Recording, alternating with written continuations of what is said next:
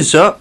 Hopefully you guys are having a wonderful day. Back with some more Resident Evil Revelations gameplay, and today I'm going to be continuing my one and done Resident Evil character video list with the next character from Resident Evil Revelations, and that is Jessica.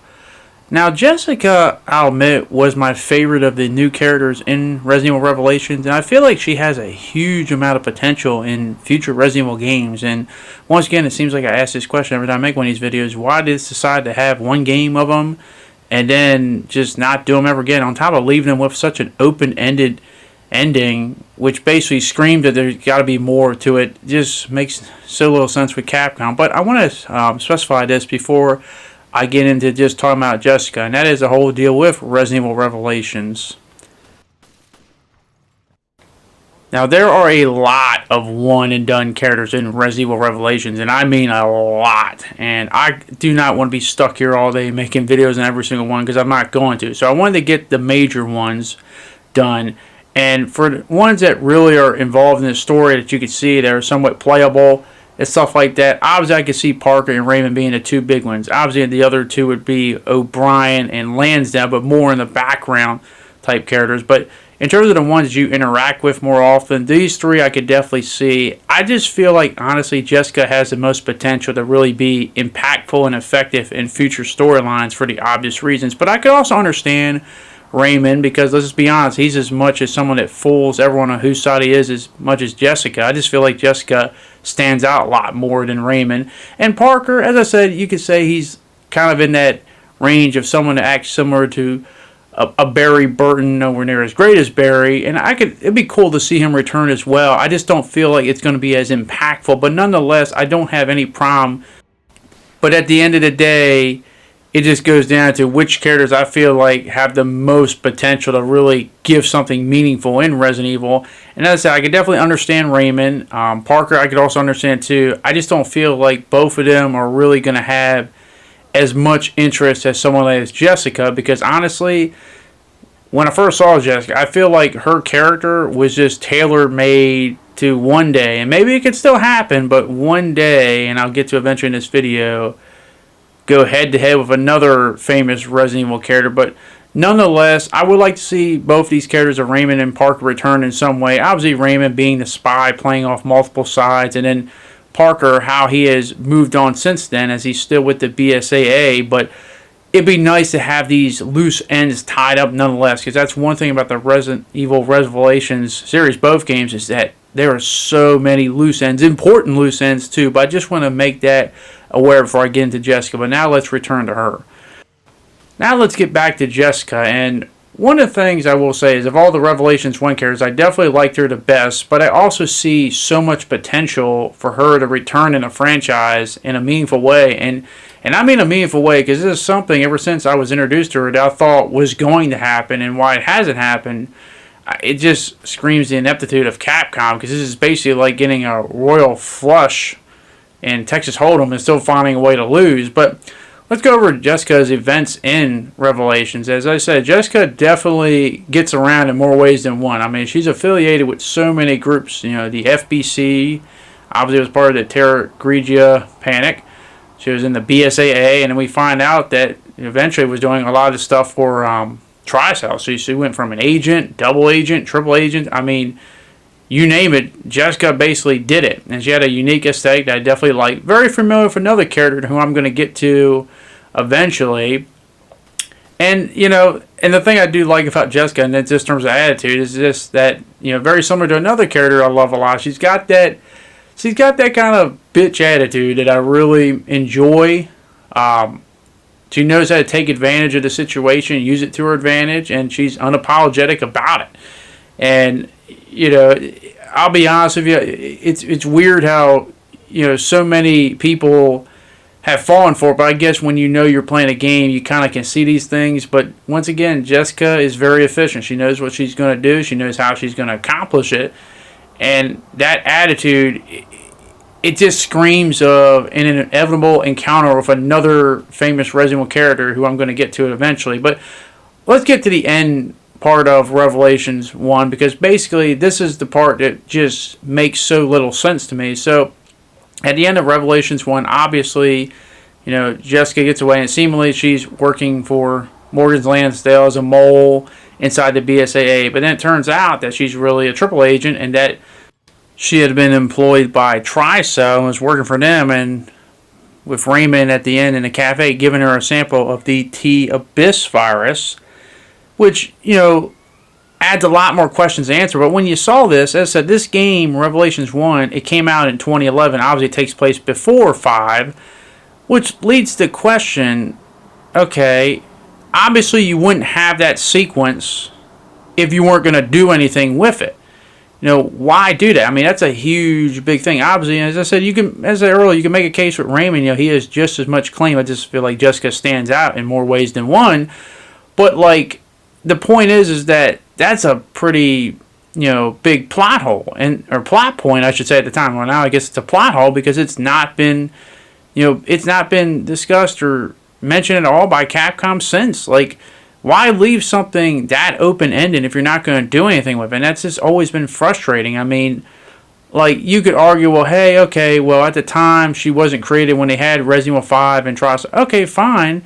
Just because she wasn't in Resident Evil 5 doesn't mean she shouldn't have been in some other adventure, maybe outside or before or whenever. It's just weird as hell. So I've always just questioned why they've had that and didn't capitalize on it. But once again, as you'll see eventually with the rest of this series, is that this isn't the first Revelations game that has a open-ended plot point that we're still talking about. Why has it not been followed up? But nonetheless, we get this revelation that basically, Jessica has ties to a lot of organizations, a lot of groups. Now I get to how you can bring back Jessica. Now, as I said, there are ties to a lot of organizations, a lot of groups, manipulates the environment, knows how to get what she wants through multiple variety of ways. Definitely stands out in the wardrobe outfit as well. Where have you heard this before? I don't know. Couldn't be from my favorite Resident Evil character of all time, could it? But yeah. Honestly, when I first played Revelations, I honestly thought that this character was made to eventually be, I guess you could say, a rival character to my favorite Resident Evil character, which is Ada Wong. And I've always dreamed of having these two characters clash in some way. Not just necessarily in a fight, but just in a verbal spat, them trying to manipulate, do whatever they got to do to get the job done, as well as just doing it in style and stuff. Because as I said before, both these characters, they have way too many similarities. They have a few differences, but they have way too many similarities and never just have this eventual collision of each other. And that's the part that really baffles me. I mean, not to mention, who knows, maybe they find some common ground. Maybe they get along. Maybe they have kind of this I don't like each other attitude, but I at least respect each other thing. You never know. Maybe they somehow work out. Maybe they know each other. Maybe they don't. But it's just I'll never understand. This game came out, 2011, I believe, on the 3DS. Why it's never been followed up. Why Ada and Jessica have never met each other or even had that ultimate clash with each other. It's an insane missed opportunity. And I could just see that really easily in its own type of game or something like that. But, man, that would be, in terms of just having eventual two characters meet, that's definitely got to be really high on my list, honestly. Because it's just, why does it always seem like when I do these things, I feel like, man, this isn't hard to think of. Why hasn't Capcom thought of this? I don't get it. I really don't get it. But having a Jessica Ada just, whether it's a battle, rivalry, who can one-up the other the most, or just, what do you call it, I guess a bitch-off competition, or whatever you want to call it, that would just be absolute fire, and I would love to see that in more ways than one. But honestly, you could have this some type of thing where, you have these characters, and it's one of my dream games, and maybe one day I'll make a video talking about it, where you just have these characters that aren't necessarily on the black or white side, or all this gray in the middle, just characters that kind of aren't your heroes, and combination of anti-heroes, villains, just no good side at all, just trying to see who can manipulate, backstab, do whatever you got to do to get the job done type mentality. And hell, maybe throwing someone like a Hunk involved in there too, one of the ultimate mercenaries. And it would just... That would be an interesting game. That would definitely be an interesting game. But that's the thing I just always think of in the Resident Evil franchise. There's so many characters that I think outside the traditional good guys and bad guys, you just have all these other characters who are kind of like in between or in the middle.